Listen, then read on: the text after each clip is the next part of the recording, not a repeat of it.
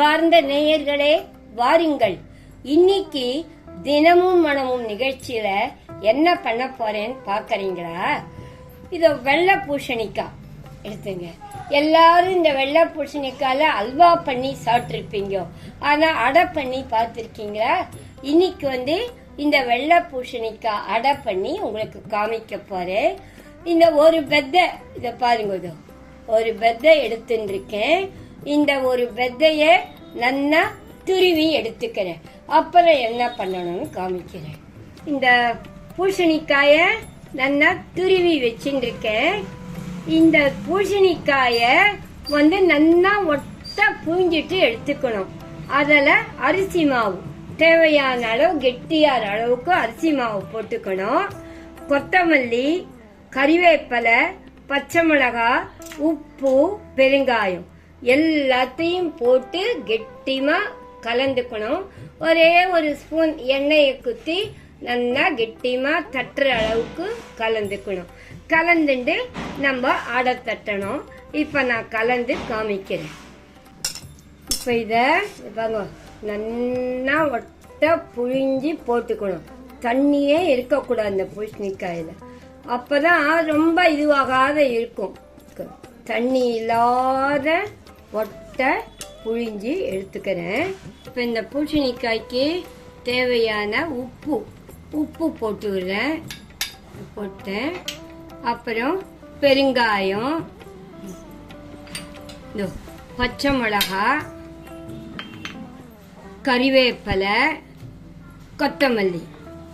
இப்போ கொத்தமல்லி வேணுங்கிறவா போட்டுக்கேன்னா இந்த இடையும் மாலையத்துக்கும் சாப்பிடலாம். அதுக்கு ஏற்ற இடம். நான் மாலையத்துக்கு கொத்தமல்லி சேர்த்துக்க மாட்டோம் நாங்கோ அப்படின்னீங்களானாக்கா கொத்தமல்லி அவாய்ட் பண்ணிடுங்க, பெருங்காயம் அவாய்ட் பண்ணிடுங்க. மற்றதெல்லாம் சேர்த்து கலந்துக்கலாம்.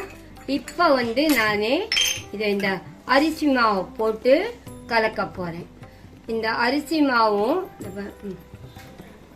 கெட்டியார அளவுக்கு போட்டுக்கணும். ரொம்பவும் போட்டுக்க கூடாது, உதிரா இருக்கக்கூடாது, தட்டுற அளவுக்கு வரணும். இப்ப நல்லா பிசிஞ்சிட்டு உங்களுக்கு காமிக்கிறேன். எல்லாமா போட்டு நல்லா கெட்டிமா கலந்து வச்சிருக்கேன். இதை பாருங்க, தட்டுற அளவுக்கு கலந்து வச்சிருக்கேன். இப்ப இத தட்டி உங்களுக்கு காமிக்கிறேன். வாழை இலையில கொஞ்சம் எண்ணெய் தடவிட்டு தட்டணும்.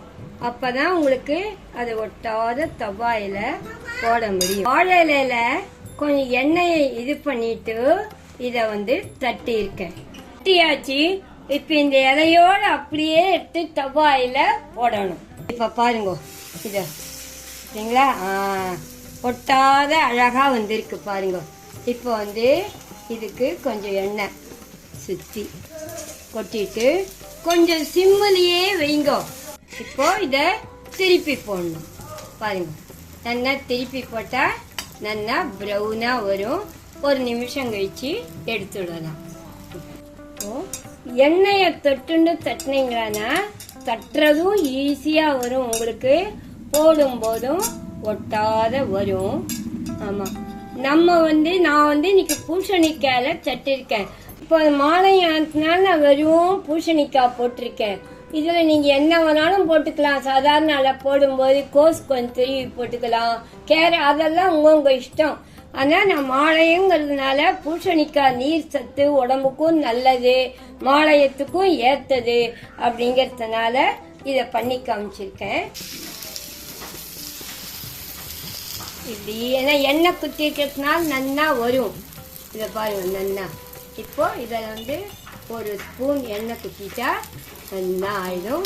நான் சிம்முலயே வச்சிருக்கேன், அப்பதான் நல்லா ஆகும்னுட்டு. இப்போ நீங்க சாப்பிடுறதுக்கு சுவையான பூசணி அடை ரெடி.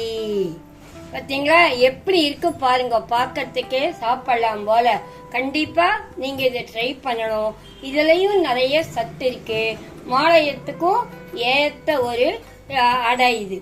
அதனால என்ன, நாளைக்கு நீங்க இதை பண்ணிட்டு எனக்கு ஃபீட்பேக் பண்ணணும். என்ன நேயர்களே, இந்த வீடியோ உங்களுக்கு பிடிச்சிருக்கா? பிடிச்சதானா லைக் பண்ணுங்க, கமெண்ட் பண்ணுங்க, ஷேர் பண்ணுங்க, மறக்காம சப்ஸ்கிரைப் பண்ணுங்க. மீண்டும் அடுத்த நிகழ்ச்சியில் உங்களை சந்திக்கும் வரை உங்கள் கனகா பாட்டி.